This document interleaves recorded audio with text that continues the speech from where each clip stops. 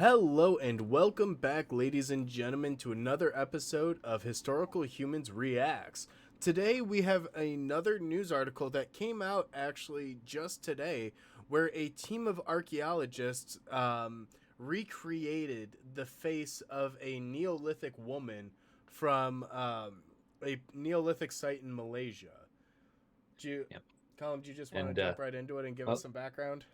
yeah, sure. And by today, you mean the day we recorded this.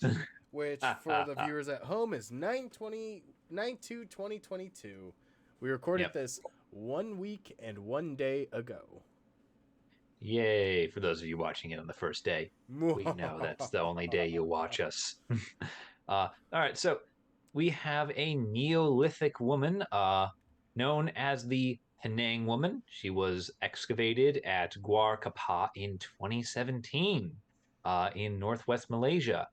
Um, She is among 41 skeletons that was unearthed from that site, and a number of shells that were found around her remains date her to the Neolithic age. So she's from about 8,000 to 3,300 BCE.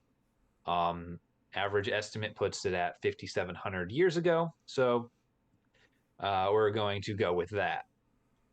Um, and a research team has undergone some 3D imaging to attempt to reconstruct her face and show us the human likeness of this person. That which is always a risky endeavor, but it is very tempting forward reach of science. which in this case and with this example, you can see the image right here in the center of the screen. I'll blow it up so people can see. Is a pretty good interpretation. A lot of times the researchers will innately or accidentally put some of their biases to where they will Europeanify an indigenous Yeah, remain. I don't know the proper word. I was going to say just anglicize, but that's specifically England. But it's whitewashing. Let's yeah, just call it whitewashing. And the reason for that isn't any malice or anything. It's just simply the fact that usually the human remains have been compressed by time and the earth. So you're attempting to create a 3D, more or less rounded structure from something that has been crushed almost flat. And that can lead to a lot of issues. But for the most part, they've done a fairly decent job. They've kept, um, they haven't done anything crazy with the pigmentation. The face feels very real and very human. It's not pulling a Kennewick Man where they turned it into Patrick Stewart for no apparent reason.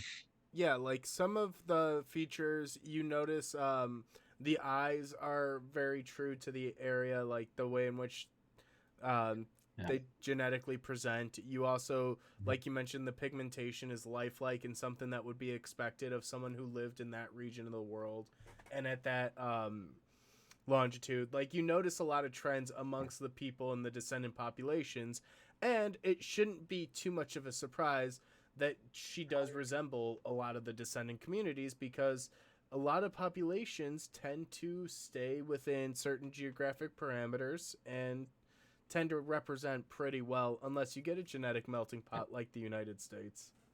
Yeah, and if you could scroll down to the other image, which shows a number of different 3D renderings on their way to make this model, I personally would like to draw attention to uh, numbers, or I should say letters F and G here. Look at the attention they're paying to the nasal cavity, and you can sort of see different attempts in how they bring that down into the lips and chin between F and G. That to me, that shows a lot of attention being paid to the airways and how this person would have their structure uh, sort of remade, because you can see sort of the general highlighted parts is mostly what they're working with. Well, and so one of the key things with a lot of facial reconstructions and like just any sort of reconstruction with a skeleton, you can usually tell certain muscle densities and certain areas that would have more muscles in that area. And that's one of the ways in which they do reconstruct this You'll see a lot of this happen with TV shows. They'll Mhm. really play it up a lot more than it's actually done. But if you watch like NCIS, or you see them like try and describe an unidentified victim and you see them do like a rendering of their face, you can tell from the skeleton, you can tell from certain aspects of the skull where larger muscle density was. Mhm. You could tell by the bone density how much the muscles would have had to move. You can extrapolate a lot of information just by looking at wear and tear on the body. Yeah, and you can see that they've done a lot of that there very carefully. Again, with F and G, just sort of how does the lower lip press into the upper lip? How much does the chin jut out at the bottom of the face? Just they've done a couple different models. As you see, they try and get it just about right to be as accurate as possible. I do like this model. I do like a lot of these 3D renderings. I think they're very fun, but you always have to sort of question how real is it? And with this little article here, I do have to give it the historical human stamp of approval. Would you like to give it the stamp of accuracy as well, Justin, or are you holding out on reserves here? I'm not going to give it the gold star, but I will give it a very solid like B plus to an A minus. I think that they maintained a lot of genetic variabilities that would be present in this region. I think that they paid specific mind to make sure it is representative of the population. I fail to give it the full seal of approval purely because based on the fact that there is certain amounts of conjecture in these recreations. They're not always going to be lifelike and 100% accurate.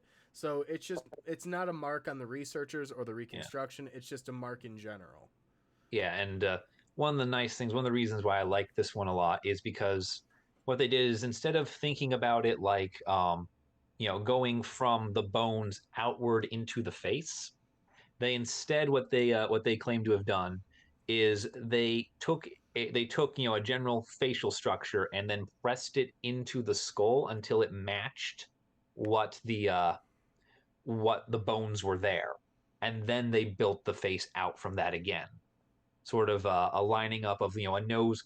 Here's the navel cavity, so the nose goes here. Here's where the mouth would have been, so the mouth goes here, and it's pressed into the now deformed skeletal remains, and then pulled back out, almost as if you're taking part of your bone and just popping it back into place. Yeah. Which I think is a much better way to think of it than like what was happening with things like the incident with Kennewick Man, where everyone was just kind of building up off of the bone whatever they wanted. Yeah, and they would borrow certain Yeah, genetic features that weren't present in that region during that time frame. Like I said, there's a lot of problems yeah. that can It's just arise during these yeah. This reconstructions. is this is very touchy, but this is I like this way of thinking about it. So that's why I'm thinking this is probably one of the best ones we're going to see, certainly for a while. Yeah, but this is something that we saw and we thought was very interesting and something that's pretty cool to talk about because it's not very often that you're able to personify these remains and be able to see the human beyond the bones. So to be able to see a face and to be able to associate a face with someone that is almost 6,000 years old, it's really interesting and it's very cool to see.